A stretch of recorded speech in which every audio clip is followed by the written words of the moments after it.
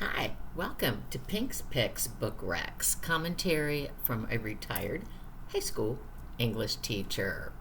Today's title, Emily Matchar's In the Shadow of the Greenbrier, and Jayne Anne Phillips's Night Watch, piqued my interest because they are both set in my gorgeous, though often mischaracterized, home state of West Virginia.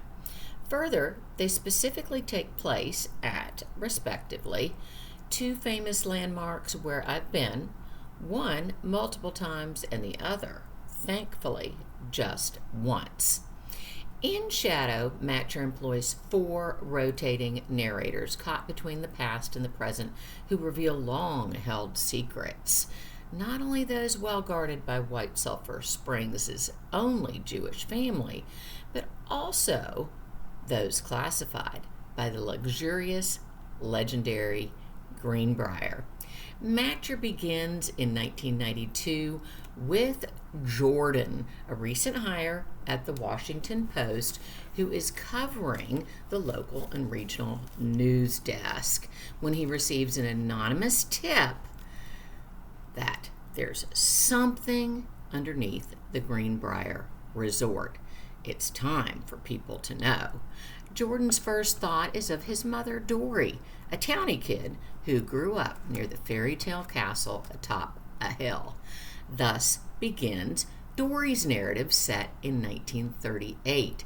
The third perspective is Dory's mom's, Sylvia, a World War II Polish immigrant who blinked and found herself in these dark mountains in this strange land, a shopkeeper's wife. Sylvia's story begins in 1942. Fourth and last is Saul Zellner's narrative. Saul, father-in-law to Sylvia, grandfather to Dory, and great-grandfather to Jordan, immigrated from Lithuania in 1909. Upon arrival, he was hired at the Baltimore Bargain House as a peddler traveling through the West Virginia coal fields, which eventually led to his owning his own store. Meanwhile, the landmark in Night Watch is the Trans-Allegheny Lunatic Asylum, which was known as the Weston State Hospital when I visited it 45 years ago for a psychology class. Like Shadow does, Night Watch has multiple shifting perspectives. However, in the former, the narrators in their respective time periods are clearly defined and strictly adhered to, whereas in the latter, though year and narrator are identified, Phillips's Faulknerian omission of quotation marks, amorphous chronology, pages-long paragraphs, limited punctuation, and often ambiguous or reuse of names force the reader initially to puzzle the plot together. With settings rotating between 1874 and 1864 and an epilogue in 1883, Night Watch, at its core, reflects the pervasive and perpetual casualties of the not-so-Civil War. Phillips begins in 1874 with our not-yet 13-year-old protagonist, Connolly, traveling with the abusive Papa and her mute mother to the asylum where the ladies will be abandoned and Connolly will pose as her mother's maid. From this point, Phillips weaves together a colorful quilt of characters: murderers, thieves, rapists, orphans, doctors, patients, Wood's medicinal practitioner, while unraveling the collective traumas or backgrounds that brought these people to the hospital. What do I like about these books? In Night, I love Phillips's development, both subtle and overt, of multiple themes.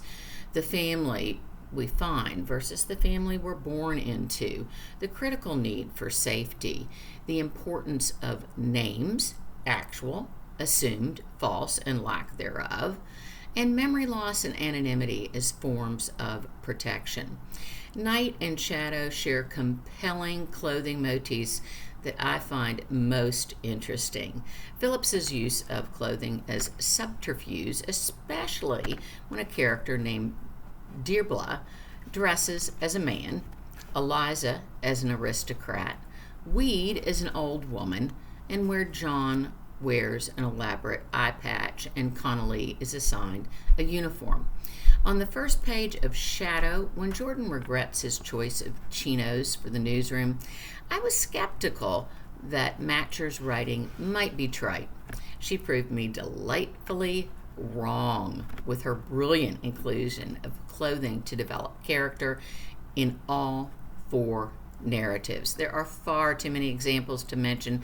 However, my favorite is Matchar's depiction of Sylvia as an accomplished seamstress, a skill that gets her hired to make clothes for the foreign diplomats and their families who were detained at the Greenbrier following the bombing of Pearl Harbor.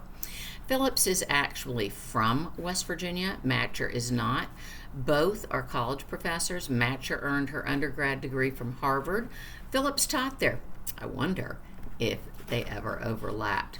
Both books, though dramatically different, pay homage to the lush landscape of West Virginia and 2 of its larger-than-life institutions.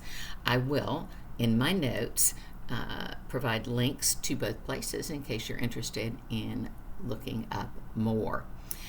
Both are well researched. Greenbrier is a captivating combination mystery beach read, while Night recently won the Pulitzer Prize for fiction.